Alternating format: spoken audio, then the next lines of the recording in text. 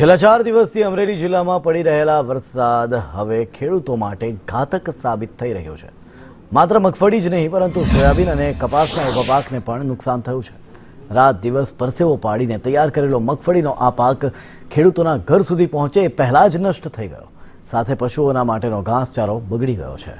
વડિયા સહિત ધારી, બગસરા, રાજુલા, સાવરકુંડલા, ખાંભા, લીલિયા જેવા વિસ્તારોમાં આ પરિસ્થિતિ છે। જે વિસ્તારમાં આગોતરા ખેતી પાકો તૈયાર થયા હતા તેનો વરસાદે સોંથ વાળી દીધો છે। ત્યારે હવે સરકાર ખેડૂતોની વારે આવે તેવી ખેડૂતોની માંગ છે। અંદાજે 20 વીઘાની મગફળી છે અને આજ ઉપાડીને 4 દી થયા। 4 દી થયા સખત એક ધારો વરસાદ માથે વરે છે।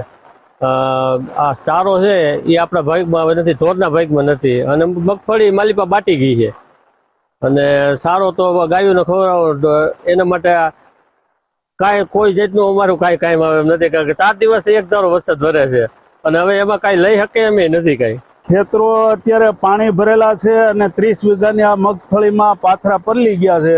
4 દિવસથી સતત વરસાદ, મગફળીનો પાલો ફેલ, મગફળી ફેલ, કપાસમાં આડો પાડી દીધો અને કપાસે ફેલ જેવું જ છે।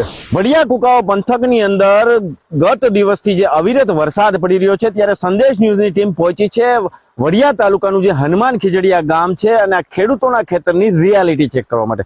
ત્યારે હું સીધા દ્રશ્ય જ બતાવીશ। આ ખેડૂતનું ખેતર છે અને આ ખેતરમાં જે ખેડૂતે જે 4 મહિનાની જે ઉપજ લેવા માટેથી જે 2 પૈસા મળે એવી આશા સાથેથી આ ખેડૂતે પોતાના ખેતરમાં મગફળીનું વાવેતર કર્યું હતું।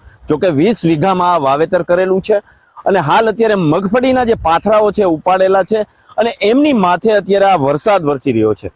ત્યારે આપણે ચોક્કસથી કહી શકીએ છીએ અને ખેડૂતનું પણ કહેવાનું છે કે આ મગફળી હવે પશુઓના મુખમાં પણ જાય એવી સ્થિતિ નથી।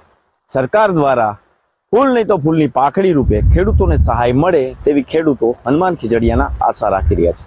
પરેશ પરમાર, સંદેશ ન્યૂઝ, વડિયા।